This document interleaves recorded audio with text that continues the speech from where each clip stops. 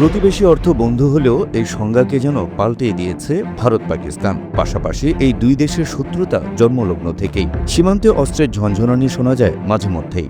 তবে এবার পরিস্থিতি আর শব্দ বা গর্জনে থেমে নেই। বলা যায় পুরোদমে যুদ্ধের প্রস্তুতি নিচ্ছে দুই দেশ। ভারত নিয়ন্ত্রিত কাশ্মীরের পেহেলগামে হামলার পর এই দুই দেশের শত্রুতা গড়িয়েছে যুদ্ধের পথে।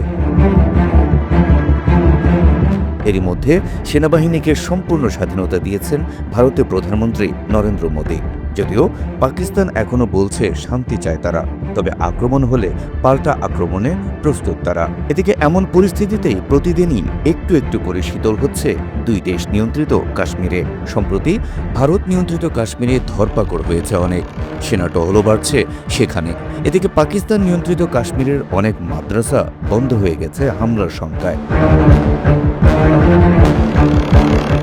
ভারতের সম্ভাব্য সামরিক হামলার আশঙ্কায় এই পদক্ষেপ নেওয়া হয়েছে জানিয়েছে সংশ্লিষ্ট অধিদপ্তর। মাদ্রাসা বন্ধ বিষয়ে কাশ্মীরের ধর্ম বিষয়ক দপ্তরের প্রধান হাফিজ নজির আহমদ গণমাধ্যমকে বলেন, আমরা কাশ্মীরের সব মাদ্রাসা 10 দিনের ছুটি ঘোষণা করেছি। দুই দেশের মধ্যকার পরিস্থিতিতে আতঙ্কে আছে কাশ্মীরের সাধারণ মানুষ।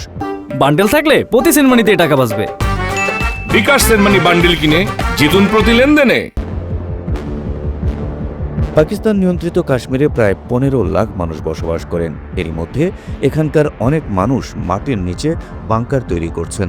যাদের সামর্থ্য আছে তারা সেগুলো সিমেন্ট দিয়েও মজবুত করছেন। 44 বছর বয়সী দোকানি ইফতেখার বলেন, 1 সপ্তাহ ধরে আমরা সব সময় আতঙ্কে আছি। বিশেষ করে আমাদের বাচ্চাদের নিরাপত্তা নিয়ে খুব দুশ্চিন্তায় আছি। পাকিস্তান নিয়ন্ত্রিত কাশ্মীরের প্রধান শহর মুজাফফরাবাদে জরুরি সেবাকর্মীরা শিক্ষা প্রতিষ্ঠানের শিশুদের প্রশিক্ষণ দেওয়া শুরু করেছেন। ভারতের পক্ষ থেকে হামলা হলে কি করতে হবে প্রশিক্ষণে সেগুলো শিক্ষা দেয়া হচ্ছে।